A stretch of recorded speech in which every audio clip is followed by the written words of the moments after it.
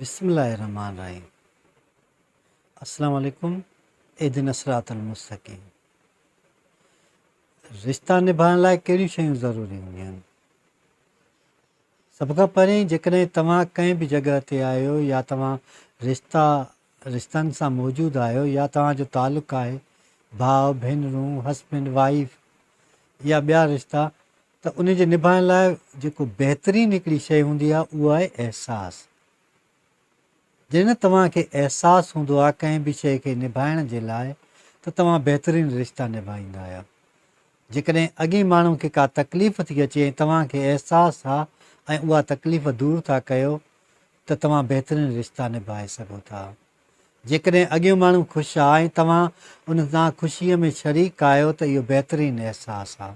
अहसास जो मतिलबु इहो हूंदो आहे त तव्हां कंहिं ॿिए जे लाइ पंहिंजी हर उहा शइ क़ुर्बान कयो, हर उहा शइ ॾियो जेका उन माण्हूअ जी ज़रूरत हुजे या अहम हुजे।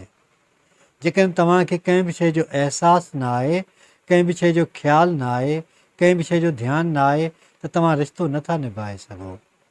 रिश्तो निभाइण लाइ लाज़मी तौर ते तव्हांखे उहे समूरियूं शयूं सम्झणु घुरिजनि जेके उन ई रिश्ते निभाइण लाइ अहम हूंदियूं आहिनि। नंबर पहिरीं ॻाल्हि त जेकॾहिं तव्हां जंहिं माण्हूअ सां तव्हां रिश्तो निभायो था, पहिरियों त तव्हांखे उन जी शख़्सी हवाले सां ॼाण हुजणु घुरिजे त हू कीअं आहे, छा थो चाहे ऐं हुन जी घुरिज कहिड़ी आहे।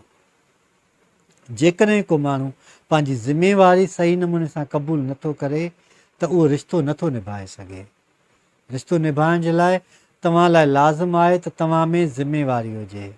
यानी जॾहिं तव्हां ज़िमेवार हूंदा आहियो कंहिं बि शइ जा, कंहिं बि अमल जा, या तव्हां कंहिंजी ज़रूरतुनि खे पूरो था कयो पिया उन्हनि रिश्तनि में, उन्हनि नातनि में, त तव्हां बहितरीनु इंसानु आहियो।